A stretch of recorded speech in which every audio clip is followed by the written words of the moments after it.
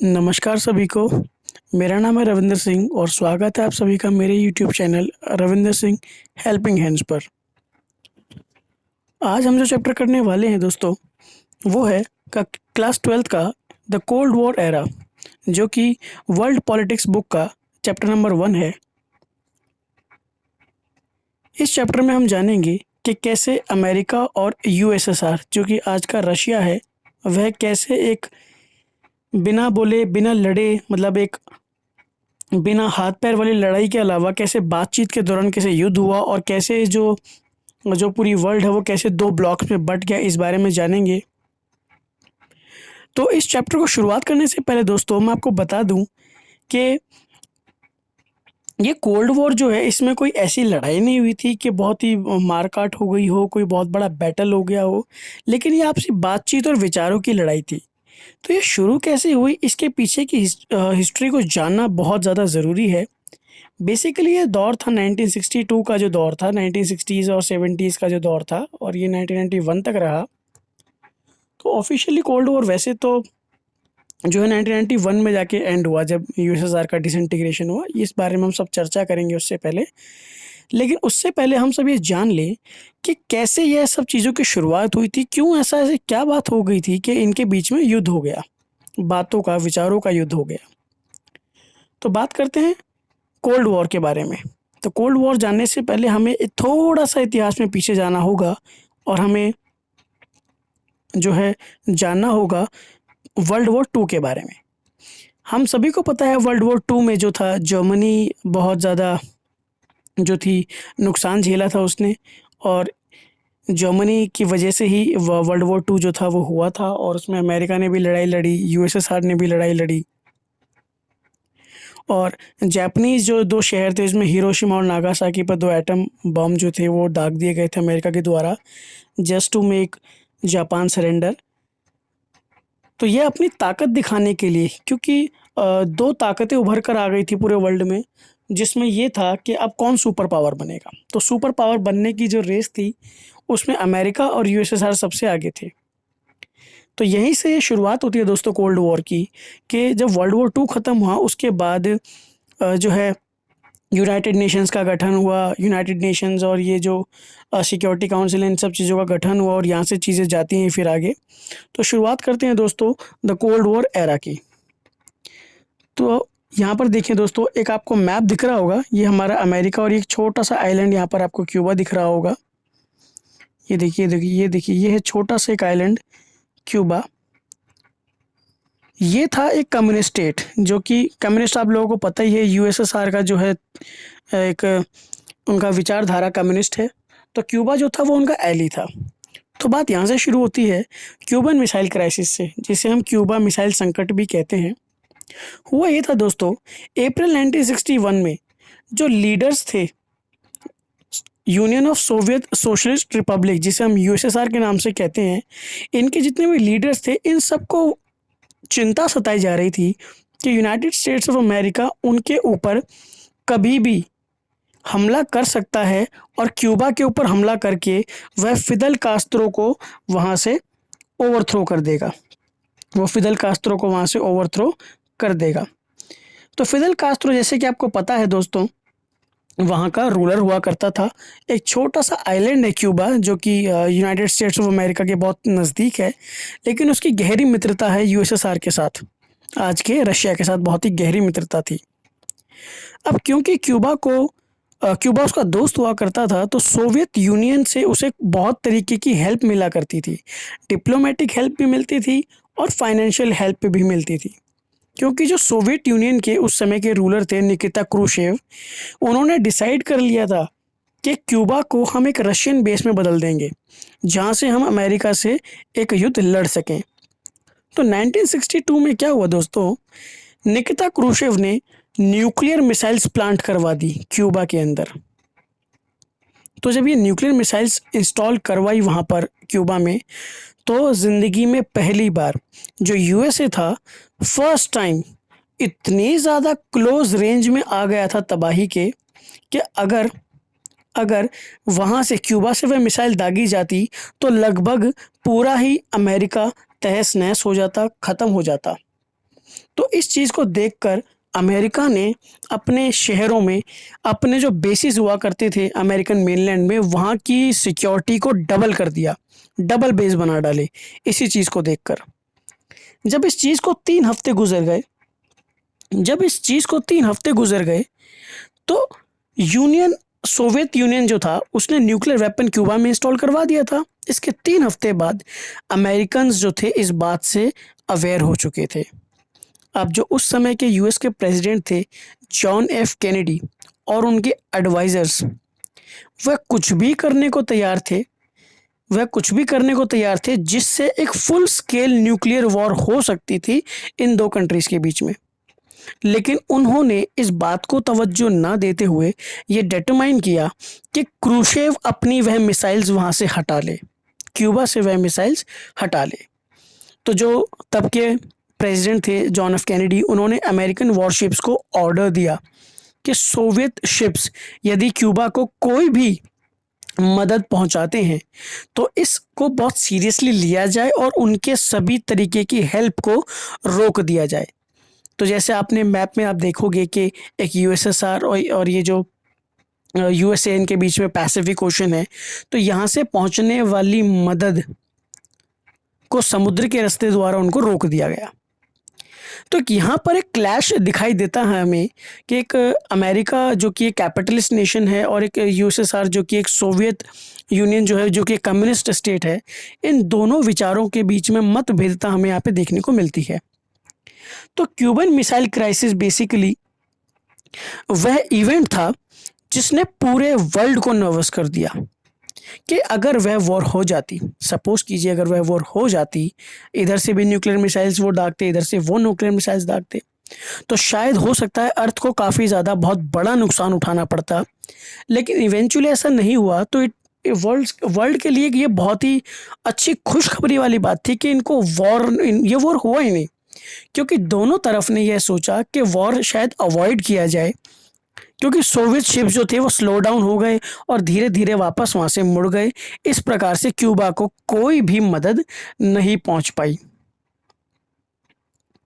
तो जो Cuban missile crisis था, वही ये जो दौर था क्यूबन मिसाइल क्राइसिस वाला 1960 से 1970 तक का, यही वो टाइम था जिसे हम वर्ल्ड हिस्ट्री में कोल्ड वॉर के नाम से जानते हैं। अब ये जो कोल्ड वॉर था बेसिकली ये इसको रेफ़र किया जाता है सीरीज़ ऑफ टेंशन्स, यानी कि ये जो टेंशन्स चल रही थी इन दोनों के स्टेट्स के बीच में, यूनाइटेड स्टेट्स और सोवियत यूनियन के बीच में, इनको सपोर्ट कर रहे थे इनके एलाइज। अब इनकी एलाइज कौन है? एलाई का मतलब क्या होता है? मित्र जो पड़ोसी देश थे वो उनकी सहायता कर रहे थे। हर दोनों ही पक्षों ने एक बार भी ये फुल स्केल वॉर करने की नहीं सोची, क्योंकि ऐसे कुछ समय आ गया था यदि अगर दोनों ही कुछ अगर तिकड़म भिड़ाते तो शायद एक फुल स्केल वॉर या हॉट वॉर में ये चीज़ तब्दील हो सकती थी। लेकिन दोनों पक्षों के लीडर्स ने थोड़ी सी वो दिखाई, सीरियसनेस दिखाई इसको लेकर कि हमारे सिटीजन्स की लाइफ बहुत ज़्यादा डेंजर में हो सकती है, तो इसीलिए उन्होंने एक फुल स्केल वॉर को यूजुअली अवॉइड ही किया। अब क्योंकि वर्ल्ड में दो पावर जो थी वो खुलकर आ चुकी थी, एक थी यूनाइटेड स्टेट्स ऑफ अमेरिका और दूसरी थी यूएसएसआर, यानी कि यूनियन ऑफ सोवियत, जिसे आप आसान शब्दों में आप उसे सोवियत यूनियन कह सकते हैं। तो एक बहुत ही बड़ा, क्योंकि वर्ल्ड वॉर 1 देख चुका था पूरा वर्ल्ड वॉर 2 देख चुका था, अब वर्ल्ड वॉर 3 देखने के मूड में बिल्कुल नहीं था, तो इसीलिए ग्लोबल वॉर को अवॉइड किया दोनों ही पक्षों ने। तो कोल्ड वॉर ना सिर्फ पावर हासिल करने का या पावर दिखाने का ही एक मैटर नहीं था, वह अपनी मिलिट्री अलायंसेस बढ़ाना चाहते थे जिससे कि बैलेंस ऑफ पावर बना रहे, कि भाई ऐसा ना हो रशिया के पास ज़्यादा आर्मी हो जाए, जो है यूएसए के पास ज़्यादा आर्मी हो जाए, या दोनों ही एक दूसरे को अच्छे अच्छे वेपन्स बनाकर नीचा दिखाएं या कभी एक दूसरे के ऊपर हमला कर दें, तो पावर का बैलेंस बना रहे, इसी चीज़ को लेकर यह कोल्ड वॉर था। अब इनके पीछे जो असल मतभेद थे वो थे विचारों के मतभेद। जैसे कि मैंने आपको बताया कि यूएसए कैपिटलिस्ट आइडियोलॉजी को फॉलो करता है और यूएसएसआर जो है वो कम्युनिस्ट आइडियोलॉजी को फॉलो करता है। तो दोनों के डिफरेंस जो थे वो बहुत ही ज़्यादा हाई हो गए थे, इसीलिए जो थे निकिता क्रूशेव ने यहाँ मिसाइल प्लांट करवाया। उसके बाद जॉन एफ कैनेडी ने इनको ऑर्डर दिया कि आप इनको हटाइए, नहीं तो किसी भी प्रकार का कोई भी हेल्प जो है क्यूबा को नहीं पहुंचने देंगे। तो पॉलिटिकली इन चीज़ों को ऑर्गेनाइज करना, इकोनॉमिकली इनको संभालना, सोशल लाइफ लोगों की इन्फ्लुएंस होना, ये सब वेस्टर्न अलायंस जो था वो हेड कर रहा था। क्योंकि ये सब देखो, वेस्टर्न का मतलब है जितने भी वेस्टर्न कंट्रीज हैं इन सब का लीडर यूएसए बनकर बैठा था।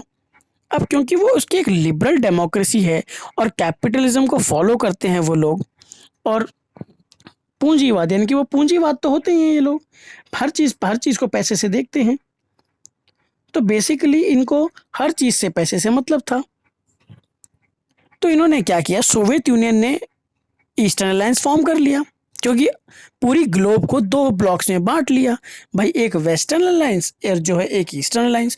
भाई जो लोग यूएसए का साथ देंगे वो वेस्टर्न अलायंस में फॉल करेंगे, जो सोवियत यूनियन का साथ देंगे वो ईस्टर्न अलायंस में फॉल करेंगे। सो बेसिकली सोवियत यूनियन जो था वो सोशलिज्म और कम्युनिज्म की आइडियोलॉजी को फॉलो करता था। ये आइडियोलॉजीज आप लोगों ने 9th क्लास में बहुत ही अच्छे से पढ़े होंगे। अब बात करते हैं दोस्तों, ये कोल्ड वॉर असल में था क्या, इसके पीछे ऐसी क्या वो थी कि ये एक सीरीज ऑफ टेंशन यहाँ पर चलती गई। देखो कहीं पर भी हाथ पैर की लड़ाई नहीं हुई, बातों की लड़ाई हुई, विचारों की लड़ाई हो गई कि एक पक्ष ने कुछ कह दिया, एक पक्ष ने कुछ कह दिया। तो ये जो थी इसके पीछे की कहानी कहाँ से शुरू होती है इसके बारे में मैं पहले ही बता चुका हूँ, एक और बार बताना चाहूँगा। जब सेकेंड वर्ल्ड वॉर ख़त्म हुआ तो यहीं से कंटेम्प्रेरी वर्ल्ड पॉलिटिक्स की शुरुआत होती है। 1945 में एलियाइड फोर्सेस जिसकी नेतृत्व यूएस कर रहा था, जिसके बेलिग्रेंट्स सोवियत यूनियन, ब्रिटेन, फ्रांस थे, इन्होंने मिलकर एक्सिस पावर्स जो कि जर्मनी, इटली और जापान मिलकर एक्सिस पावर बनाते हैं, इनको हरा दिया था, कहें तो धूल चटा दी थी, जिसे आप सेकेंड वर्ल्ड वॉर के नाम से जानते हैं। इस वॉर में बहुत सारे बड़े बड़े देश पार्टिसिपेट किया, लड़े। European countries, south east Asia, China, Burma, Myanmar जिसको आप कहते हैं आज का बयान म्यांमार जो है बर्मा, इन पार्ट्स में यहाँ पर लड़ाई हुई। अब जो वॉर हुआ सेकेंड वर्ल्ड वॉर, ये वर्ल्ड वॉर 1 से भी ज़्यादा खतरनाक था। इसमें बहुत इंसानी जानें गई, बहुत सिविलियन प्रॉपर्टी को नुकसान हुआ। तो पहला वर्ल्ड वॉर जो कि 1914 से लेकर 1918 में पहले ही हमारे वर्ल्ड को हिला चुका था, तो सेकेंड वर्ल्ड वॉर ने तो बिल्कुल ही उसका रिकॉर्ड ब्रेक कर दिया। अब जब रिकॉर्ड ब्रेक हो गया, उसके बाद जब सेकेंड वर्ल्ड वॉर ख़त्म हुआ, कोल्ड वॉर का फेज चालू हो गया।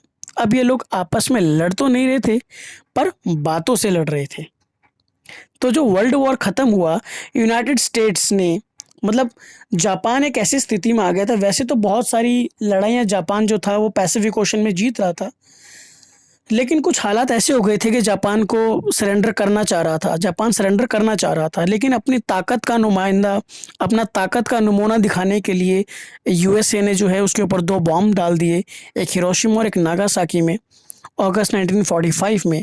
इससे जापान को बहुत ही बड़ा सदमा लगा और जापान ने अगले ही दिन उसको सरेंडर कर दिया। तब इसकी बहुत निंदा हुई थी कि यूएसए को उनके ऊपर बॉम्ब नहीं गिराना चाहिए था। यूएस को पता था कि जापान सरेंडर करने वाला है, तो बॉम्ब ड्रॉप करना अननेसेसरी था। तो उन्होंने कहा, मतलब अब वो इस बात को, अपने एक्शन को डिफेंस कर रहे हैं, अपने आप को डिफेंड कर रहे हैं इस चीज़ को कि बॉम्ब गिराना हमारा जो एक्शन था वो बेसिकली जापान को सबक सिखाना था कि आज के बाद कभी वो ये ना सोचे कि वो यूएसए से पंगा ले सकते हैं। तो जितने भी यूएस के सपोर्टर्स थे उन्होंने ये आर्ग्यू किया कि एटॉमिक बॉम्ब गिराना नेसेसरी था ताकि वर्ल्ड वॉर को जल्दी से एंड किया जा सके, ताकि इसको जल्दी से एंड किया जा सके और फर्दर अमेरिकन लाइफ जो हैं उनको खतरे में ना डाला जाए। और जो उनके साथी देश थे उनकी भी ज़िंदगियां जा रही थी वॉर में, तो इसको जल्दी से ख़त्म करने के लिए उन्होंने बॉम्ब डाल दिया जापान के ऊपर। तो जो मर्जी उनके मोटिव रहे हों, लेकिन जो सेकेंड वर्ल्ड वॉर के कॉन्सिक्वेंसेस रहे हैं उससे हमें यह पता चलता है कि 2 सुपर पावर का जन्म होता है ग्लोबल स्टेज पे। जर्मनी हार गया, जापान की हालत खस्ता कर दी थी। यूरोपियन कंट्रीज़ के अंदर बहुत सारे पार्ट्स में यूनाइटेड स्टेट्स और सोवियत यूनियन ग्रेटेस्ट पावर बनती जा रही थी।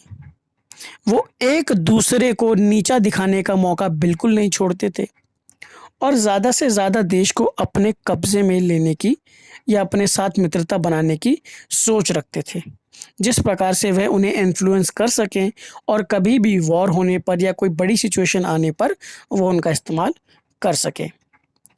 अब क्योंकि कोल्ड वॉर आउटकम था किसका? Emergence of two super power ना, that is US and USSR.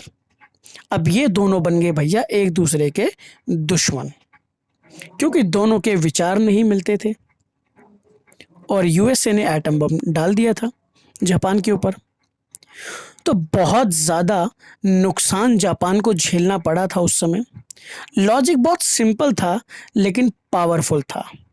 जब दो राइवल पावर्स पोजेस करते हो न्यूक्लियर वेपन, केपेबल हों जान लेने के किसी की भी, तो ये एक दूसरे की डिस्ट्रक्शन अनएक्सेप्टेबल है। एक फुल फ्लेज्ड वॉर हो जाए, इसके पीछे छोटी से छोटी प्रोवोकेशंस भी एक बड़ा से बड़ा रूप लेकर उनको बहुत ही बड़े डिस्ट्रक्शंस में धकेल सकती थी।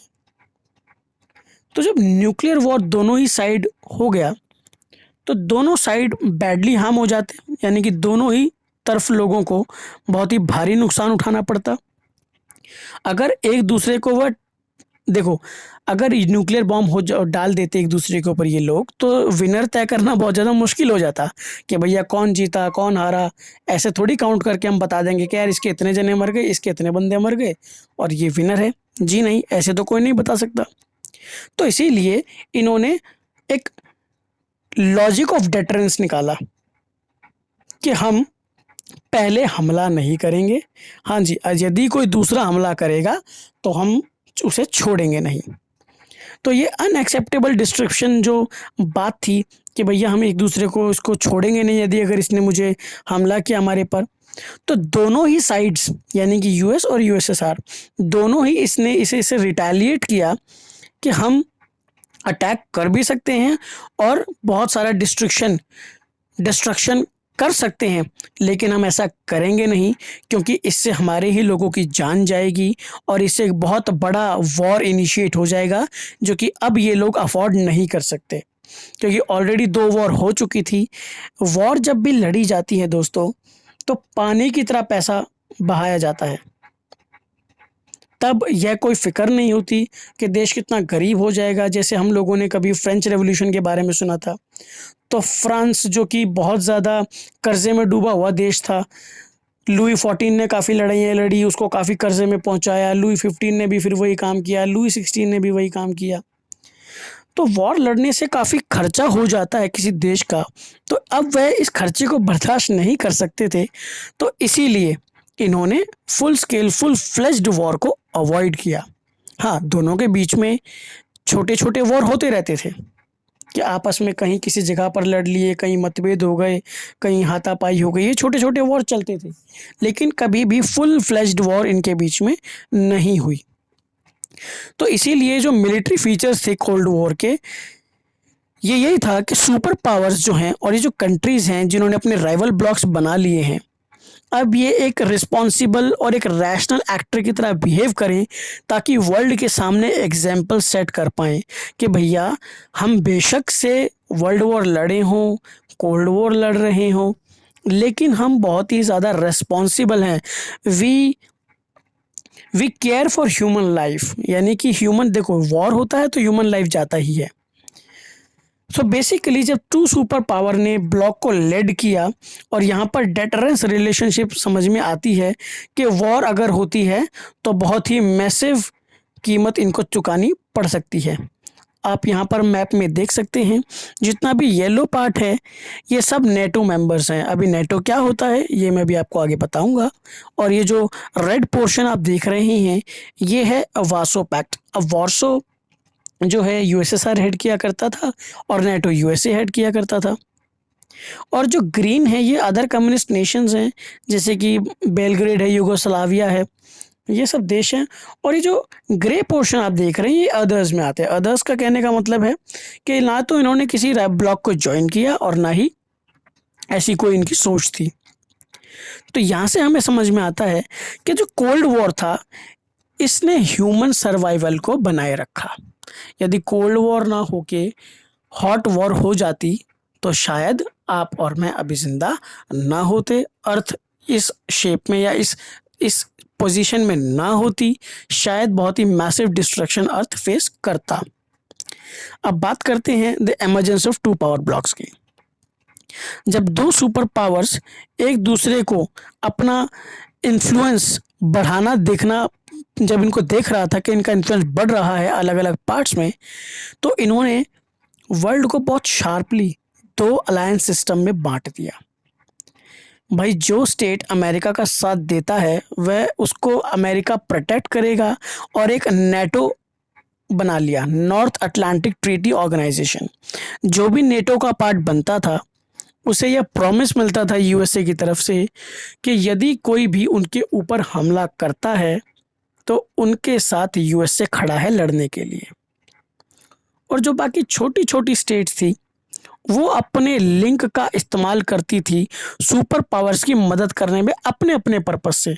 भाई जैसे किसी को आज़ादी चाहिए तो वह अमेरिका की थोड़ी मदद कर दे, अमेरिका उनके लिए जो है फ्रीडम की फ़ाइट लड़ देगा। तो ऐसे ऐसे कुछ वादे भी अमेरिका ने किए कि भाई बहुत सारे देशों को आज़ाद कराया ऐसे अमेरिका ने लड़कर। उनको प्रॉमिस दिया कि वो उनको प्रोटेक्शन देंगे, वो उनको वेपन्स देंगे, वो उनको इकोनॉमिकली मदद करेंगे उनके लोकल राइवल्स के अगेंस्ट। तो जितने भी रीजनल नेबर्स थे उनके कोई ना कोई तो दुश्मन देश हुआ ही करते थे। तो जब ये दो सुपर पावर्स ने अपना अलायंस सिस्टम शुरू किया तो यहाँ से वर्ल्ड दो इम्पॉर्टेंट कैंप्स में बट गया। ये डिवीजन सबसे पहले यूरोप में देखने को मिला और ख़ास तौर से वेस्टर्न यूरोप ने साइड ली यूएस की और जो ईस्टर्न यूरोप था उसने साइड लिया सोवियत कैंप का। इसीलिए इनको वेस्टर्न और ईस्टर्न अलायंस कहा जाता है। जैसे कि आप मैप में देख सकते हैं, ये देखिए, ये जो यूरोप है, यूरोप का वेस्टर्न हिस्सा नेटो का पार्ट है और ईस्टर्न हिस्सा वार्सो का हिस्सा है। तो यहाँ से मैप में आपने अभी देखा कि कैसे वेस्टर्न अलायंस और ईस्टर्न अलायंस फॉर्म हुआ। तो ये देखिए इंडिया जो है वो थर्ड वर्ल्ड का पार्ट आपको नज़र आ रहा होगा मैप में। ये देखिए, तो ये जो थर्ड वर्ल्ड है इसका क्या अर्थ है इस बारे में अभी बात करेंगे। तो सबसे पहले वेस्टर्न अलायंस की बात करते हैं। वेस्टर्न अलायंस जो कि नेटो हेड कर रहा था यूएसए, नेटो का फुल फॉर्म है नॉर्थ अटलांटिक ट्रीटी ऑर्गेनाइजेशन, जो कि अप्रैल 1949 में एग्जिस्टेंस में आया। यह बेसिकली 12 स्टेट्स का एसोसिएशन था जिसने ये डिक्लेयर कर दिया था कि हम 12 राज्यों में से किसी एक के ऊपर भी यदि अटैक हुआ तो 12 के 12 मिलकर उसके ऊपर वापस से अटैक करेंगे। ये इनका मोटो था कि one for all for one, ये नेटो का मोटो था। जब नॉर्थ अमेरिका ने से मतलब किसी के ऊपर भी हमला हो गया, नेटो के किसी भी स्टेट के ऊपर हमला हो गया, तो ये लोग सभी के सभी 12 जन मिलकर इनके ऊपर हमला कर देंगे भैया। तो इसी प्रकार से जिस प्रकार से नेटो बना उसी प्रकार से वार्सो पैक्ट भी बना। तो वार्सो पैक्ट भी यही था कि सोवियत यूनियन इसे हेड कर रहा था और ये नेटो के बनने के 6 साल बाद बना, यानी कि 1955 में ये एग्जिस्टेंस में आया। इसका मेन प्रिंसिपल यही था कि भैया नेटो फोर्सेस को लड़ना है यूरोपियन कंट्रीज़ में। तो इंटरनेशनल अलायंस अब क्योंकि कोल्ड वॉर का एरा इस तरीके से चल रहा था, बहुत सारी रिक्वायरमेंट्स, सुपर पावर्स की ज़रूरतें, कैलकुलेशंस स्मॉलर स्टेट्स की, ये यूरोप बहुत ही बड़ा एरेना बनता जा रहा था। एरेना का मतलब होता है दोस्तों जहाँ युद्ध हो जाए, वह एरिया जहाँ युद्ध हो जाए। तो यूरोपियन कंट्रीज़ के बहुत सारे इलाकों में इन सुपर पावर्स ने छोटी छोटी लड़ाइयाँ लड़ी। अब क्योंकि मिलिट्री पावर की बात करते हैं तो मिलिट्री पावर एक दूसरे के पास काफ़ी भरपूर मात्रा में थी। सोवियत ने इंटरवीन किया ईस्टर्न यूरोप में, उनको बहुत सारी चीज़ें प्रोवाइड की। जैसे एग्जांपल के तौर पर मैं आपको बताना चाहूँगा, सोवियत यूनियन ने इन्फ्लुएंस किया ईस्टर्न यूरोप को। बहुत सारी कंट्रीज़ को ये बताया कि हमारे पास वर्ल्ड की सबसे बड़ी आर्मी है, आप घबराएं ना, हम आपके साथ हैं। कि ईस्टर्न हाफ जो है वो यूरोप के साथ रहेगा with its sphere of influence, यानी कि वार्सो पैक्ट के अंदर यूएसएसआर जो है उनको उनका नेतृत्व करेगा और उन्हें हार्म नहीं होने देगा। और जितनी भी साउथ ईस्ट एशिया और west east Asia, middle east countries थी, इन सब ने मिलकर यूनाइटेड स्टेट्स के साथ एक अलायंस सिस्टम बनाया जिसे सियाटो कहते हैं, south east Asian treaty organisation. और एक और ऑर्गेनाइजेशन बनाई जिसे सेंटो कहते हैं, सेंट्रल ट्रीटी ऑर्गेनाइजेशन। ये सब south east Asia, west Asia जो कि आपका मिडिल ईस्ट कंट्री है, और यूनाइटेड स्टेट्स के साथ मिलकर इन्होंने सिस्टम बना लिया, सियाटो और सेंटो। और याद रखिएगा दोस्तों, नेटो पहले से ही मौजूद था। अब जो सोवियत यूनियन था, इसकी बहुत ही गहरी मित्रता थी चाइना के साथ, क्योंकि चाइना भी एक कम्युनिस्ट नेशन है। इसके क्लोज रिलेशंस थे इस कंट्री के साथ। फिर वियतनाम, नॉर्थ कोरिया, इराक, इन सब के साथ इसके बहुत ही क्लोज रिलेशन थे। तो जो कोल्ड वॉर था, बेसिकली कोल्ड वॉर ने वर्ल्ड को दो हिस्सों में बंटवा दिया, एक वेस्टर्न अलायंस और एक ईस्टर्न अलायंस। लेकिन अब इन सब पर बहुत ही बड़ा खतरा मंडरा रहा था जो न्यूली इंडिपेंडेंट हमारे नेशन थे। जैसे भारत भी एक न्यूली इंडिपेंडेंट कंट्री ही था, सिर्फ आज़ाद हुए मेरे ख्याल से उनको 20 एक साल हुए होंगे। तो एक बहुत ही बड़ा खतरा उनकी इंडिपेंडेंस के ऊपर मंडरा रहा था कि यदि वो किसी भी अलायंस सिस्टम को ज्वाइन करते हैं और कहीं उनके ऊपर ही वो लोग फिर से रूल ना करने लगे। इसीलिए बहुत सारी कंट्रीज़ ने यह चुना कि हम किसी भी अलायंस को नहीं ज्वाइन करेंगे, हम अपना अलग रहेंगे, सेपरेट रहेंगे। We will remain aloof from the war. हम किसी भी वॉर में पार्ट नहीं करेंगे, किसी भी विचारधारा को सपोर्ट नहीं करेंगे। हम नॉन अलाइंड मूवमेंट चलाएंगे, जिस नेम के बारे में हम आगे पढ़ेंगे, वो ज्वाइन करेंगे। तो एक हो गया आपका वेस्टर्न अलायंस, एक हो गया आपका ईस्टर्न अलायंस, और जो थर्ड वर्ल्ड था उसी को कहा गया है नॉन अलाइन मूवमेंट, यानी कि वो किसी को भी ज्वाइन नहीं करेंगे। तो बहुत सारी पावर जैसे कि ब्रिटेन, फ्रांस वरी थे, उनको बहुत ज़्यादा चिंता हो गई थी कि जो न्यूली इंडिपेंडेंट कंट्रीज़ हैं कि इनका क्या होगा, जिन्होंने अभी फॉर्मल इंडिपेंडेंस गेन करी है। अगर इनके बीच में अभी ये किसी अलायंस को ज्वाइन कर लेंगे तो हो सकता है यूएसए उन पर कब्ज़ा कर ले, हो सकता है यूएसएसआर उन पर कब्ज़ा कर ले। तो लेट 1950s और 1969 का वो समय था जहाँ पर एक टेरिटोरियल डिस्प्यूट सामने आया, और ये यही था कि कौन किसको ज्वाइन कर रहा है, कौन किसके साथ खड़ा है। तो जो एक और इम्पॉर्टेंट डेवलपमेंट थी उस समय, वह थी दोस्तों नॉन अलाइंड मूवमेंट, जिसने न्यूली इंडिपेंडेंट कंट्रीज़ को एक ऑप्शन दिया। वह ऑप्शन क्या था कि वह अलायंसेस सिस्टम से दूर रहेंगे। They will remain outside, they will stay out of the alliances. वो किसी भी अलायंस सिस्टम को ज्वाइन नहीं करेंगे।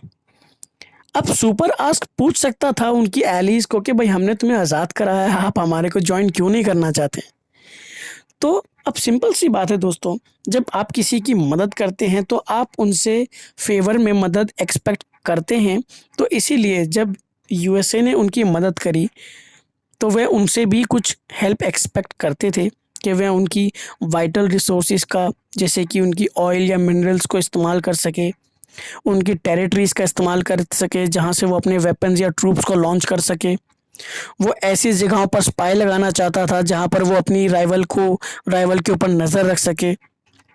वो उनसे छोटा छोटा इकोनॉमिक सपोर्ट भी चाहता था ताकि वो अपने मिलिट्री के एक्सपेंसेस को रेगुलेट कर सके। तो ये सब दोस्तों बहुत ज़्यादा इम्पॉर्टेंट आइडियोलॉजिकल रीजंस थे। इससे ये भी हो जाता यदि वो हमने उनकी मदद की है तो एक लॉयल्टी एलाइज सजेस्टेड, इन्होंने कहा कि जो हम आपके लॉयल रहेंगे, आपने हमको हेल्प किया है हमारी फ्रीडम हासिल करने में, आपने हमें वॉर ऑफ आइडियाज़ में मदद किया है, तो ये हम ऐसा एहसान आपका कभी नहीं भूलेंगे। तो जितनी भी लिबरल डेमोक्रेसी थी या कैपिटलिज्म थे या सोशलिज्म कम्युनिज्म थे, ये सब लोगों ने जिन्होंने इनको अलायंस को ज्वाइन ही नहीं करा वो हमेशा से उनके कृतज्ञ रहे हैं, उनके आभारी रहे हैं, लेकिन इन्होंने कभी भी अलायंस सिस्टम को ज्वाइन नहीं किया। अब बात करते हैं दोस्तों एरेनाज ऑफ द कोल्ड वॉर की, ऐसी जगह जहां पर कोल्ड वॉर लड़ी गई। तो क्यूबन मिसाइल क्राइसिस जो कि आपने देखा, मैंने शुरुआत में ही बताया चैप्टर के कि एक बहुत ही सीरियस वाला मैटर हो गया था, जहां पर यूएसए को कभी भी ख़त्म कर सकता था यूएसएसआर, लेकिन बहुत चालाकी दिखाई यूएस के नेताओं ने और कोल्ड वॉर बहुत सारे शूटिंग वॉर्स में तब्दील हो गया। यानी कि बहुत छोटी-छोटी लड़ाइयाँ हुई आपस में किसी-किसी जगहों पर, लेकिन एक full scale, full fledged hot war में ये तब्दील नहीं हो पाया। जैसे two super powers direct confrontation हुआ, कोरिया में हुआ 1950 से लेकर 1953, 3 साल ये लड़ाई यहाँ पर भी चली। फिर बर्लिन में हुआ 1958 से लेकर 1962 तक ये लड़ाई चली। कॉन्गो में अर्ली 1960 के फेज़ में लड़ाइयाँ चली। तो बहुत सारी ऐसी जगहें थी जहाँ पर ये लड़ाइयाँ होती रहीं। तो इसी वजह से 1950s 60s का दौर जब हो गया, इन दोनों सुपर पावर के बीच में मतभेद फैलता रहा, यूरोपियन कंट्रीज़ में होता रहा कोल्ड वॉर। यहीं से क्यूबन मिसाइल क्राइसिस की शुरुआत हुई कि अब बहुत हो गया है। 1960s का दौर तो बहुत ही गुस्से वाला दौर था, जो कि यूएसएसआर बिल्कुल गुस्से में आ चुका था। अब यहीं से कोल्ड वॉर डीप होता गया बहुत ज़्यादा, लेकिन कोई भी पार्टी, दोनों ही पार्टियां यानी कि यूएस और यूएसएसआर सॉरी माफ़ कीजिएगा, कोई भी पार्टी बैक डाउन नहीं करना चाहती थी। विलिंगली तो बिल्कुल ही नहीं कि नहीं हम पीछे हो जाएंगे, अरे नहीं नहीं हम पीछे हो जाएंगे, बिल्कुल भी नहीं, कोई भी पीछे नहीं हो रहा था। तो जब हम एरेनास की बात करते हैं कोल्ड वॉर की, हम ये जानेंगे कि कैसे अलायंस सिस्टम ने अपनी लिमिट्स को क्रॉस नहीं किया। अलायंस सिस्टम बन गया, कोल्ड वॉर हो गया, सब कुछ हो गया, लेकिन तारीफ़ करनी होगी यहाँ पर सभी सिस्टम्स की, अलायंस सिस्टम्स की दोनों की, कि यहाँ पर फुल फ्लेज्ड वॉर इन्होंने नहीं किया, अपनी कुछ लिमिट्स क्रॉस नहीं करी। अगर ऐसा हो जाता तो बहुत सारी जानें जाती, जैसे कि कोरिया में हुआ। कोरिया की लड़ाई में, वियतनाम अफ़गानिस्तान की लड़ाई में काफ़ी नुकसान हुआ, इंसानी ज़िंदगियाँ काफ़ी ख़त्म हुई। तो इसीलिए एक ह्यूज मिलिट्री बिल्डअप रिपोर्ट किया गया। बहुत सारे केसेस में जो डिप्लोमेटिक कम्युनिकेशन थे सुपर पावर्स के बीच में, वह सस्टेन नहीं हो पाई क्योंकि मिसअंडरस्टैंडिंग्स इतनी थी। तो इसीलिए कभी कभार कंट्रीज़ जो इन दो ब्लॉक्स के आउटसाइड रही, जो इनसे बाहर रही, वे कभी भी नॉन अलाइंड कंट्रीज़ रही हमेशा, और इन्होंने कोल्ड वॉर को घटाने में बहुत ही ज़्यादा सहायता की है। जैसे हमारे भूतपूर्व प्रधानमंत्री जवाहरलाल नेहरू जी, ये एक बहुत ही प्रोमिनेंट लीडर साबित हुए नॉन अलाइंड मूवमेंट में, और इनके साथ 4 और साथी थे, मैं उन सभी साथियों का भी नाम आपको बताऊंगा। तो यहाँ पर एक क्रूशियल रोल प्ले किया इन्होंने, दोनों ही नॉर्थ कोरिया साउथ कोरिया दोनों के बीच में एक इम्पॉर्टेंट, एक क्रूशियल रोल अदा किया इन्होंने, ताकि टेंशन्स को रिड्यूस किया जा सके। फिर कॉन्गो की क्राइसिस में भी यही हुआ। यूएन के जो सेक्रेटरी जनरल थे, उन्होंने भी बहुत ही अच्छा मीडिएटरी रोल प्ले किया। तो उन्होंने बेसिकली ये रियलाइज़ कराया दोनों ही सुपर पावर्स को कि भैया वॉर होने से क्या क्या दिक्कतें होती हैं। आप अपनी सिर्फ साख दिखाने के लिए, नाक ऊँची रखने के लिए आप हॉट स्केल वॉर कर दीजिएगा, कितनी इंसानी ज़िंदगी वहाँ पर ख़त्म होती है, उनके परिवारों का क्या। तो इंटरनेशनल अफेयर्स को बहुत ही रिस्पॉन्सिबली बिहेव वो लोग करें, इस बात को लेकर 5 ऐसे की लीडर्स थे जिन्होंने नॉन अलाइंड मूवमेंट चलाया और 2 ब्लॉक्स को समझाया कि भैया वॉर ना करें।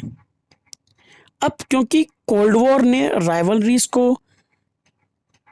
एलिमिनेट करना शुरू कर दिया था, क्योंकि 2 अलायंस सिस्टम बन गए थे, अब नॉन अलायंस मूवमेंट ने क्या किया, इस अलायंस सिस्टम को ही ब्रेक कराया। क्योंकि अगर वह एक दूसरे के ऊपर सस्पिशियस नज़रों से एक दूसरे को देखेंगे, एक दूसरे को दांत दिखाएंगे, तो बेसिकली एक दूसरे को आंखें दिखाएंगे, दांत पीसेंगे एक दूसरे को देखकर, तो भैया जाहिर सी बात है वॉर तो होनी ही है। अब वॉर होगा तो सिंपल सी बात है, ज़्यादा मात्रा में हथियार चाहिए, ज़्यादा मात्रा में इंसान चाहिए। जंग लड़ने के लिए इंसान और हथियार 2 चीज़ बहुत चाहिए, पैसा भी बहुत चाहिए। तो इसीलिए इस चीज़ को अवॉइड करने के लिए एक दूसरे को नीचा न दिखाने के लिए दोनों ही लोगों ने ये फैसला किया कि भैया हम एक दूसरे को ऐसे सस्पिशियस नज़रों से नहीं देखेंगे। हालाँकि ये जो था एक कहने वाली ही बात थी। ये एक दूसरे को नीचा दिखाने का कोई मौका नहीं छोड़ते थे इंटरनेशनल प्लेटफ़ॉर्म पे। जैसे आप सभी को याद होगा 1969 में नील आर्मस्ट्रॉन्ग जो थे चाँद पर उतरे थे। उससे पहले यूरी गैगरिन जो थे वो स्पेस में जा चुके थे। तो इनके बीच में स्पेस रेस शुरू हो गई थी कि कौन पहले जो है स्पेस रेस में आगे निकलेगा। इस चीज़ को लेकर भी इनके ऊपर बहुत ज़्यादा दारोमदार था। लेकिन जब नील आर्मस्ट्रॉन्ग ने चाँद पर कदम रखा, उसके बाद नील आर्मस्ट्रॉन्ग जी ने एक बात कही थी कि ये एक छोटा-सा कदम है इंसान का, लेकिन ये इंसानियत के लिए बहुत बड़ा कदम है। वो इसीलिए कही थी क्योंकि कोल्ड वॉर जो था वो विचारों का ही मतभेद तो था। आप किस प्रकार का एटीट्यूड रखते हैं, किस प्रकार की आप सोच रखते हैं, इसी से 2 इंसानों के बीच में मतभेद होती है। तो ये टेंशन्स और इंटेंशंस बेसिकली दूर करने के लिए यहाँ पर लोगों ने चुना कि भैया क्या हो अगर न्यूक्लियर एक्सीडेंट हो जाए? क्या होगा कि गलती से न्यूक्लियर मिसाइल फायर हो जाए मिस्टेक से, या कोई सोल्जर ऐसे ही मिस्चीवियसली नॉटीनेस में ही जो है शरारत भरे अंदाज में ही डेलिबरेटली उसको जो है फायर कर दे न्यूक्लियर मिसाइल को, तो क्या होगा? न्यूक्लियर वॉर एस्केलेट हो जाएगा।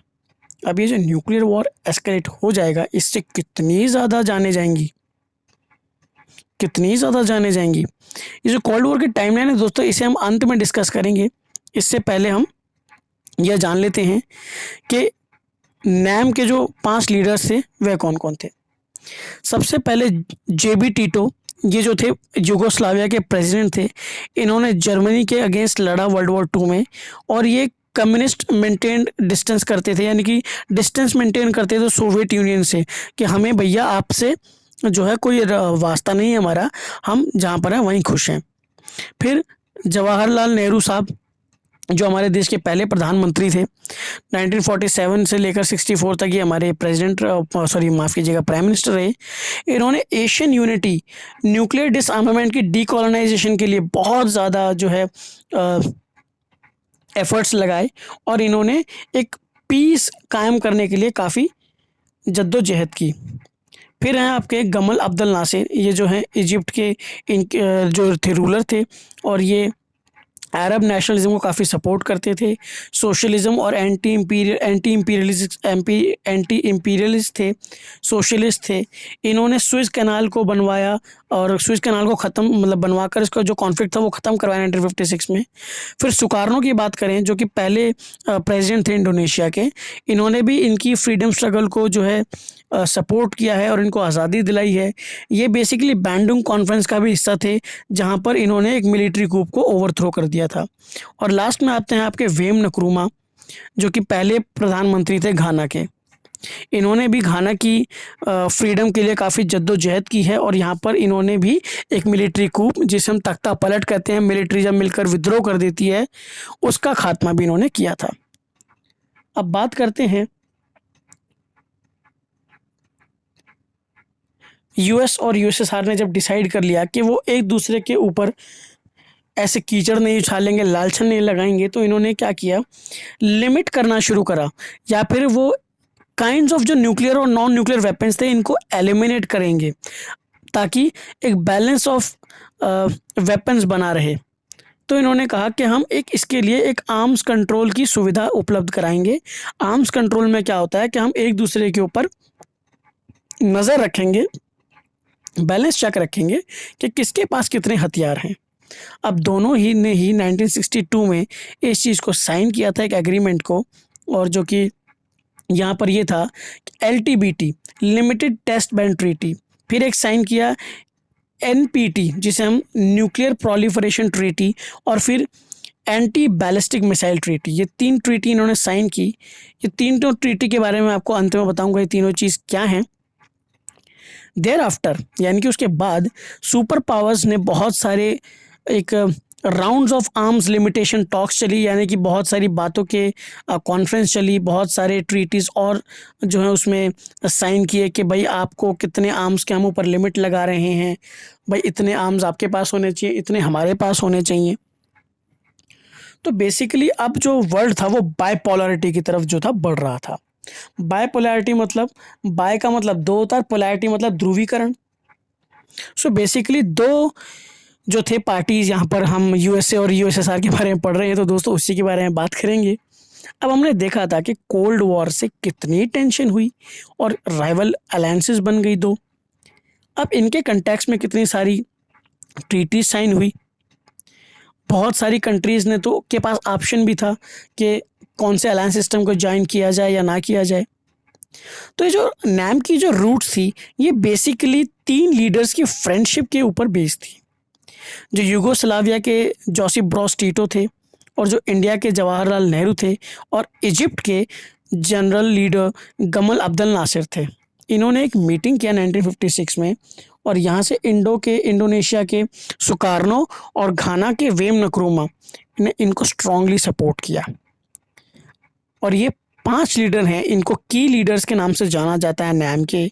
और जो पहला नॉन अलाइंड समिट हुआ था वो यूगोस्लाविया के बेलग्रेड शहर में हुआ था 1961 में। इसमें बेसिकली इन्होंने 3 फैक्टर्स को कल्मिनेट किया, यानी कि इनको काटा। उन्होंने काटा नहीं मतलब कल्मिनेट इन द सेंस उन्होंने इसको इंक्लूड किया कि कोऑपरेशन अमंग दीज 5 कंट्रीज, ये जो 5 देश के जो लीडर्स हैं ये एक दूसरे की सहायता करेंगे, कोऑपरेट करेंगे। और ये जो कोल्ड वॉर की टेंशन हो रही है, ये जो एरेनाज इनके बढ़ रहे हैं, इनको हटाएंगे, इनको रिड्यूस करेंगे। और ये जो न्यूली डीकोलोनाइज्ड अफ्रीकन कंट्रीज़ है ना, इंटरनेशनल एरेना में जो घुस रही हैं लड़ाई करने के लिए, इनको हम रोकेंगे। इसीलिए 1960 में बिल्कुल नई 16 नई अफ्रीकन कंट्रीज़ को मेंबर बनाया गया यूएन का, यूनाइटेड नेशंस का। तो इसका जो पहला समिट हुआ था दोस्तों, इसको 25 मेंबर स्टेट्स ने इसको अटेंड किया। और जब जो मेंबरशिप थी नैम की, इसको एक्सपेंड किया गया। और जो अभी तक लेटेस्ट मीटिंग हुई है, जिसे हम 18th समिट कहते हैं, ये भैया अज़रबैजान, बाकू जो है इसकी कैपिटल है अज़रबैजान की, 2019 में इसका 18 समिट हुआ था, जिसमें 120 मेंबर स्टेट्स जो थे शामिल हुए थे और 17 ऑब्जर्वर कंट्रीज इसमें शामिल हुई थी। यानी कि 120 मेंबर इसमें एक्टिव थे और 17 जो थे वो दर्शक थे, ऑब्जर्वर कंट्री थी, ताकि वो भी नैम का हिस्सा बन सके। अब क्योंकि non alignment movement popular international movement में बदलता गया, तो बेसिकली ये एक पॉलिटिकल सिस्टम बन गया और इसके इंटरेस्ट को देखकर कई लोगों ने इसे ज्वाइन किया। अभी जो मूवमेंट थी ये लेस होमोजीनियस थी। होमोजीनियस का मतलब क्या होता है? जैसा एक जैसा दिखता हो, जो सेम सेम होता हो। तो इसीलिए इसको नीट तरीके से इसको डिस्क्राइब करना, या प्रिसाइजली अगर मैं कहूँ कि what it really stand for, अगर मैं कहूँ कि नैम जो था, हम इसको ऐसे डिस्क्राइब कर सकते हैं कि अलूफ रहना, दूर रहना दूसरों से, और किसी भी अलायंस सिस्टम को ज्वाइन ना करना ही नॉन अलाइंड मूवमेंट थी। तो जो स्टेइंग अवे फ्रॉम अलायंसेस था, इसको आइसोलेशनिज्म नहीं कहना चाहिए, इसको न्यूट्रलिटी भी नहीं कह सकते, क्योंकि न्यूट्रलिटी और आइसोलेशनिज्म का मतलब होता है हम अकेले हैं, हमारे साथ कोई नहीं है, और हम न्यूट्रल है ना, तो भैया हम इसके साथ है ना इसके साथ, ऐसा भी बिल्कुल नहीं था, क्योंकि 5 कंट्री के साथ तो हमारा कोऑपरेशन हो ही रहा था ना। तो आइसोलेशनिज्म बेसिकली ये हमारी नहीं, मतलब ये इनकी यूएस की फॉरेन पॉलिसी थी अमेरिकन वॉर ऑफ इंडिपेंडेंस में ही 1787 में। आप सभी को पता है 1776 4 जुलाई को अमेरिका आज़ाद हुआ था, और यहीं से जो थी रूट्स डली थी पहले वर्ल्ड वॉर की, जो कि 1914 में जाकर हुआ। अब यहाँ पर इंडिया को मैं पहले भी अपने लेक्चर्स में बता चुका हूँ कि इंडिया को पहले world war, second world war में ये प्रॉमिस दिया गया था कि आप हमारी ओर से लड़ाइयाँ लड़ें और हम आपको आज़ादी दे देंगे, जो कि दोनों ही बार फॉल्स साबित हुए, इनके वादे झूठे पड़ गए, और यहाँ से हमें ब्रिटेन का असली चेहरा देखने को भी मिलता है। तो जितने भी नॉन अलाइंड कंट्रीज़ थे, इंडिया हुआ, जो कि आपका इजिप्ट हुआ, घाना हुआ, इंडोनेशिया हुआ, इन सभी ने एक इम्पॉर्टेंट रोल प्ले किया 2 राइवलरीज के बीच में, मीडिएटर बने ये, ताकि पीस और स्टेबिलिटी कायम हो सके। तो इनकी स्ट्रेंथ जो थी इनकी यूनिटी पर थी, ताकि वो नॉन अलाइंड रह सकें, यानी कि वो किसी का साथ ना दें, लेकिन इन्होंने दोनों ही सुपर पावर्स को अपने अपने अलायंस को ख़त्म करने के लिए, या अपने अलायंस के इन्फ्लुएंस को कम करने के लिए कहा। So basically non alignment neutrality नहीं है, क्योंकि न्यूट्रलिटी का मतलब होता है प्रिंसिपली वह पॉलिसी जहाँ पर वॉर से बिल्कुल बाहर रहेंगे, भैया हमें तो वॉर करना ही नहीं है। तो जो स्टेट्स न्यूट्रलिटी को प्रैक्टिस करते थे, उनकी हेल्प की ज़रूरत ही नहीं होती थी किसी भी टाइप के वॉर को ख़त्म करने की। तो इसीलिए जब वो वॉर में इंक्लूड नहीं होते, तो उनके पास कोई पोजीशन भी नहीं है, कोई मोरालिटी ही नहीं है वॉर को ख़त्म कराने की, ऐसा यूएस कहता था। तो जितने भी नॉन अलाइंड स्टेट थे जिसमें इंडिया भी शामिल था, एक्चुअली वो भी वॉर कर रहे थे अलग अलग कारणों से। उन्होंने भाई वॉर को प्रिवेंट किया, ये बात बहुत बिल्कुल सही है, लेकिन उन्होंने वॉर को ख़त्म करवाया, उनको रिड्यूस करवाया या कोई वॉर शुरू करवाया, ऐसा भी कहना बिल्कुल ठीक नहीं होगा। तो यहाँ से एक नया इंटरनेशनल इकोनॉमिक ऑर्डर जो था वो चालू हुआ। सब लोगों ने मिलकर, जितने भी लीस्ट डेवलप्ड कंट्रीज थी, सभी ने मिलकर एक नया वर्ल्ड ऑर्डर लिखा। अभी जो नॉन अलाइन कंट्रीज थे, ये बेसिकली मीडिएटर्स थे यूएस और यूएसएसआर के बीच में। तो सबसे पहला चैलेंज यही था कि जो लीस्ट डेवलप्ड कंट्रीज़ हैं, इसको डेवलप कराया जाए इकोनॉमिकली, ताकि यह देश गरीबी से बाहर आ सके, पॉवर्टी से बाहर आ सके। तो जो इकोनॉमिकल डेवलपमेंट था वो बहुत ज़्यादा इम्पॉर्टेंट था जितनी भी न्यूली इंडिपेंडेंट कंट्री थी, क्योंकि विदाउट सस्टेनेबल डेवलपमेंट एक कंट्री कभी भी ट्रूली फ्री नहीं होती। तो इसको डिपेंडेंट रहने के लिए रिच कंट्रीज़ का सहारा लेना पड़ता था, जिसमें कॉलोनियल पावर्स भी शामिल होती हैं, आपकी ब्रिटेन, क्योंकि यहीं से पॉलिटिकल फ्रीडम अचीव की जा सकती थी।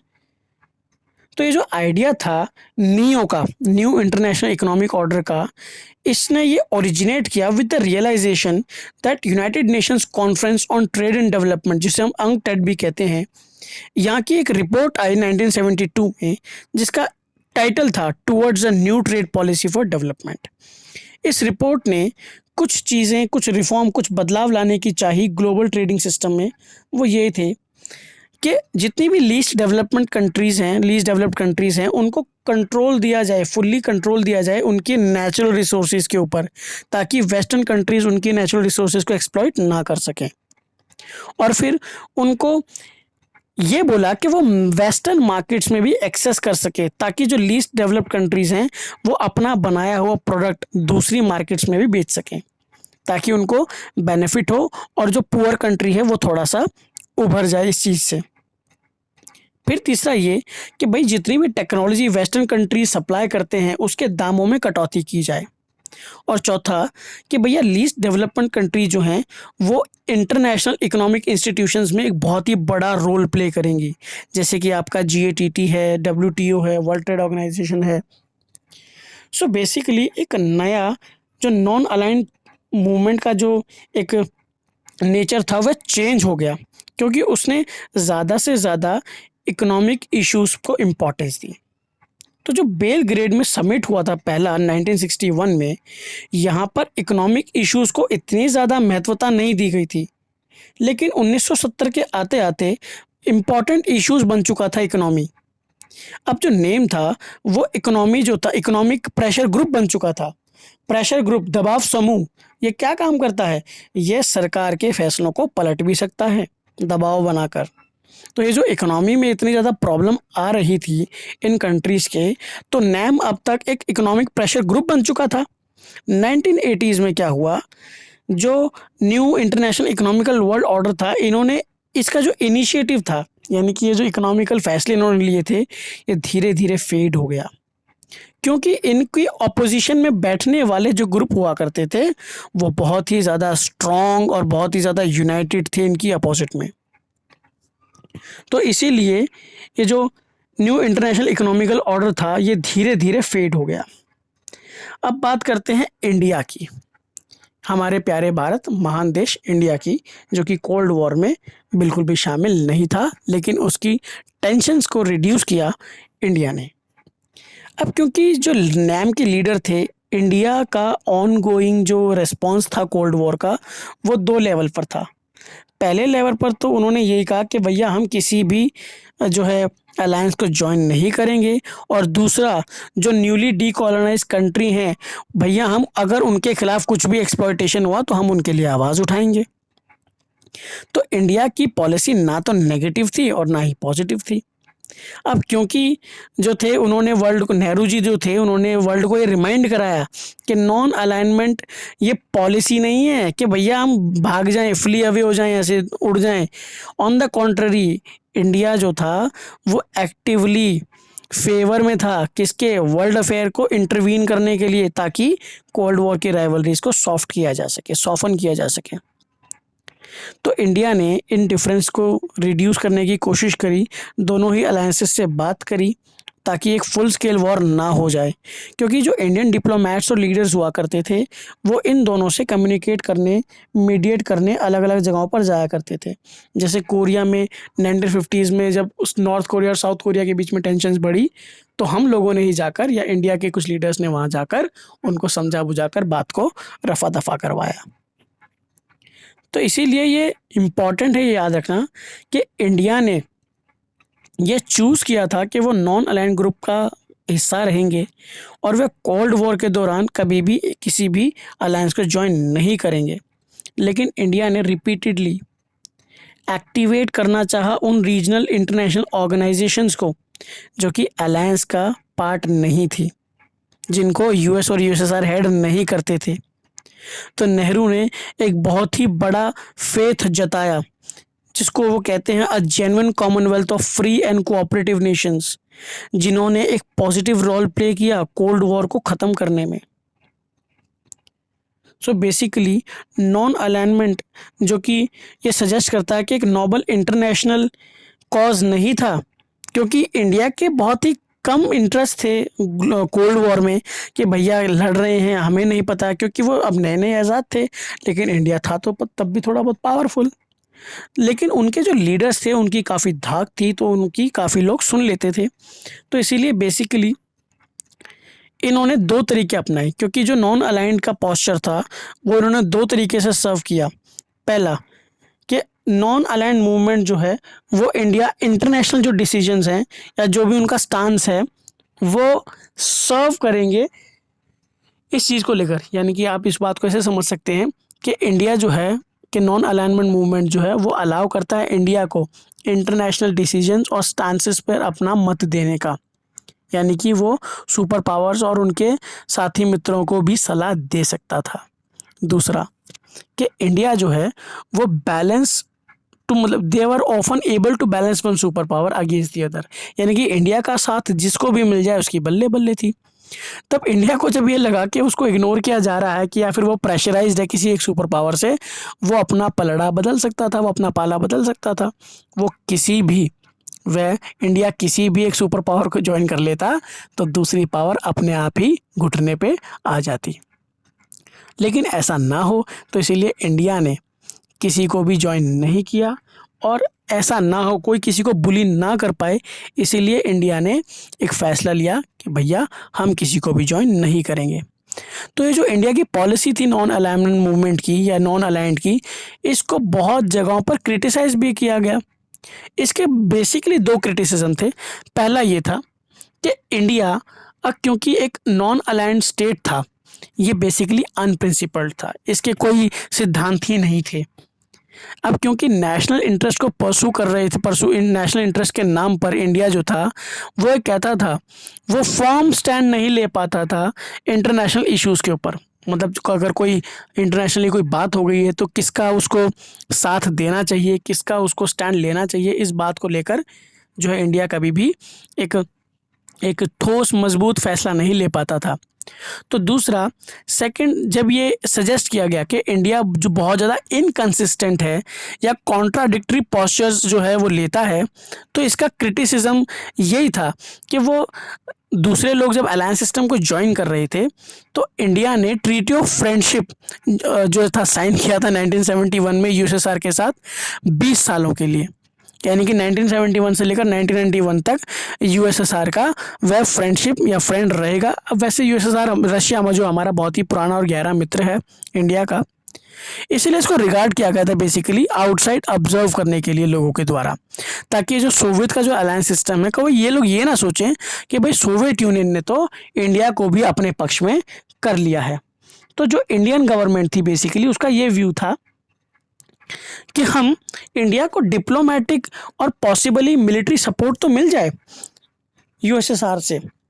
लेकिन जैसे आपको पता होगा बांग्लादेश क्राइसिस हुआ था 1971 में, बांग्लादेश को हमने लिबरेट करवाया है, वॉर लड़ा जब जो है इंडिया ने पाकिस्तान के अगेंस्ट 1971 में।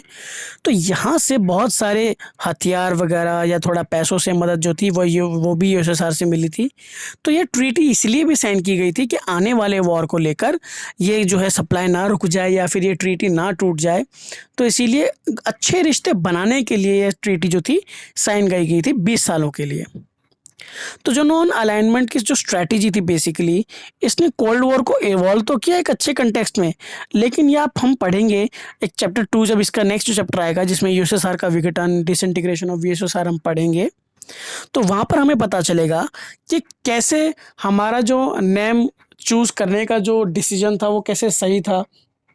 या आज एक बहुत ही इम्पॉर्टेंट क्वेश्चन जो एग्जामिनर की नज़रों में आता है वो यही है कि क्या नाम आज रेलेवेंस है। ये क्वेश्चन हर बार रिपीटेड मैंने हर साल देखा है बोर्ड एग्जामिनेशंस में कि क्या नाम आज भी रेलेवेंट है, आज के कंटेक्स्ट में रेलेवेंस है। तो बहुत सारे लोग जो है इसका डिफरेंट आंसर देते हैं और ये आंसर टोटली एक स्टूडेंट पर डिपेंड करता है कि वो इस चैप्टर से क्या समझा है, तो वह क्या लिखना चाहता है, वह उसकी मानसिकता है, उसकी सोच के ऊपर होता है। इसका कोई रटाया रटाया आंसर नहीं होता है। तो ये बेसिकली हमें समझना पड़ेगा कि नैम ने बेसिकली आइसोलेशनिज्म को सपोर्ट नहीं किया, टोटल न्यूट्रलिटी भी नहीं था, किसी का साथ भी नहीं दिया, किसी को ज्वाइन भी नहीं करा, लेकिन फिर भी अपनी धाक बनाए रखी और दूसरे लोगों को जो था ये एग्जाम्पल सेट करके दिया इंडिया ने कि भैया किसी अलायंस सिस्टम को ज्वाइन नहीं किया, हम भी न्यूली इंडिपेंडेंट कंट्री थे लेकिन किसी को ज्वाइन नहीं किया, अपना स्टैंड खुद लिया। अब बात करते हैं दोस्तों इस जो ट्रीटीज़ मैंने बोली थी कि जो लिमिटेड टेस्ट बैंड ट्रीटी का क्या होता है। तो जो एलटीबीटी है दोस्तों, इसमें बेसिकली ये था कि न्यूक्लियर वेपन के टेस्ट को बैन कर दिया गया था, क्योंकि आपको पता ही है अमेरिका 1000 से भी ज़्यादा टेस्ट कर चुका था, एटमॉस्फेयर को काफ़ी नुकसान पहुंचा चुका था। तो जो आउटर स्पेस या अंडर वाटर ये लोग टेस्ट करते थे, इससे काफ़ी नुकसान होता था एटमॉस्फेयर को। तो इसीलिए यूएस, यूके और यूएसएसआर इन तीनों ने मिलकर एक एग्रीमेंट साइन किया मॉस्को के अंदर 5 अगस्त 1963 को। और इस एलटीबीटी जो ये जो ट्रीटी थी इसको एनफोर्स किया गया 10 अक्टूबर 1963 को। सो बेसिकली फिर नॉन प्रोलिफरेशन एनपीटी की बात करते हैं। इसमें बेसिकली ये था जो न्यूक्लियर पावर स्टेट है उनके पास न्यूक्लियर वेपन्स हैं और वो दूसरों को इसके एक्वायर करने को रोकेंगे। इसका पर्पस ये था कि न्यूक्लियर वेपन की जो स्टेट हैं जिन्होंने मैन्युफैक्चर किए हैं, जिन्होंने बम फोड़ के टेस्ट किया है इस चीज़ का, तो वो बेसिकली यहाँ पर 5 न्यूक्लियर वेपन स्टेट थे। और वो कौन कौन थे? यूएस था, यूएसएसआर था, ब्रिटेन, फ्रांस और चाइना, जो बेसिकली आपके 5 सिक्योरिटी काउंसिल के 5 परमानेंट मेंबर भी हैं। चाइना उसका जो है क्या बोलते हैं मेंबर भी है। फिर ये कहाँ पर साइन हुआ था? ये वॉशिंगटन में साइन हुआ था और लंदन, मॉस्को 1 जुलाई 1968 को 3 जगह पर साइन हुआ था, जो कि ये एनफोर्स हुआ 5 मार्च 1970 को। और फिर ये अनिश्चित काल के लिए बढ़ा दिया गया 1995 में आकर। फिर सॉल्ट 1, सॉल्ट 2, स्टार्ट 1, स्टार्ट 2, ये भी बेसिकली अलग अलग ट्रीटीज़ हैं जिनके बारे में हम आर्म्स कंट्रोल के बारे में आगे कभी पढ़ाएंगे। अब बात कर लेते हैं दोस्तों उस टाइमलाइन के बारे में जिसके बारे में मैंने आपसे कहा था कि ये सबसे लास्ट में डिस्कस करेंगे। तो बेसिकली क्या हुआ था 1947 में जो अमेरिकन प्रेसिडेंट थे हेनरी ट्रूमन की एक फैसला था कि वो कम्युनिज्म को कंटेनमेंट करेंगे, यानी कि उनको वो चलो देखेंगे क्या बोलते हैं उनको मदद करनी है या नहीं करनी है इस चीज़ को लेकर कि वो कम्युनिज्म के बारे में क्या सोचते हैं, वो उन्होंने अपने विचार व्यक्त करे। फिर 1947 से लेकर 52 तक मार्शल प्लान लगाया गया। उस मार्शल प्लान में क्या था कि जो वेस्टर्न यूरोप है कंट्रीज़ हैं उसको यूएस पैसे से मदद करेगा रिकंस्ट्रक्शन में। और फिर 1948-49 में आपको पता है बर्लिन की ब्लॉकेड हो गई थी, क्योंकि आपको पता है ना बर्लिन को 2 हिस्सों में बांट दिया गया था बर्लिन वॉल बनाकर, जिसको वेस्ट बर्लिन और ईस्ट बर्लिन के नाम से आप जानते हैं, और जो दीवार 1989 में गिराई गई थी। और फिर 1950 से लेकर 1953 का जो दौर था वह कोरियन वॉर के नाम से जाना जाता है।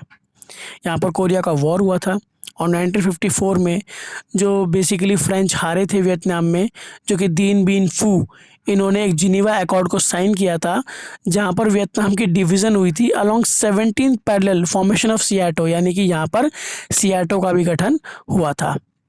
और 1954 से लेकर 75 तक अमेरिका ने वियतनाम में इंटरवेंशन किया, यानी कि इंटरवीन किया उनके मामलों में। फिर 1955 में बगदाद पैक्ट साइन हुआ, जिसको बाद में हम सेंटो के नाम से जानते हैं। फिर 56 में सोवियत ने इंटरवीन किया हंगेरी में। 61 में यूएस ने स्पॉन्सर किया Bay of Pigs invasion of Cuba, construction of the Berlin wall बनवाई वहाँ पर, जो है क्यूबा के ऊपर इन्वेड किया, फिदेल कास्ट्रो को भगाना था ना वहाँ से। और 1962 में क्यूबन मिसाइल क्राइसिस हो गया। फिर अब यहाँ से आगे जो है हम नेक्स्ट चैप्टर में डिस्कस करेंगे, क्योंकि अगर अभी सब बता दूंगा तो बात का कोई सस्पेंस नहीं रह जाएगा दोस्तों। तो आशा करता हूँ आप सभी को मेरा ये लेक्चर जो है समझ में आया होगा।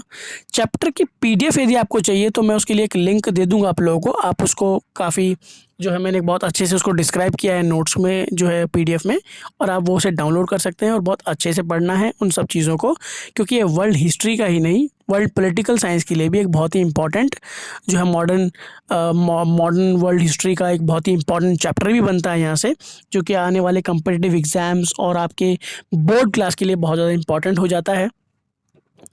तो आशा करता हूँ दोस्तों आपको ये मेरा लेक्चर पसंद आया होगा। अगर यदि मेरा लेक्चर पसंद आया तो वीडियो को लाइक करें, सब्सक्राइब करें और प्रेस करें बेल आइकन को, और सपोर्ट करें खुल के दोस्तों। धन्यवाद।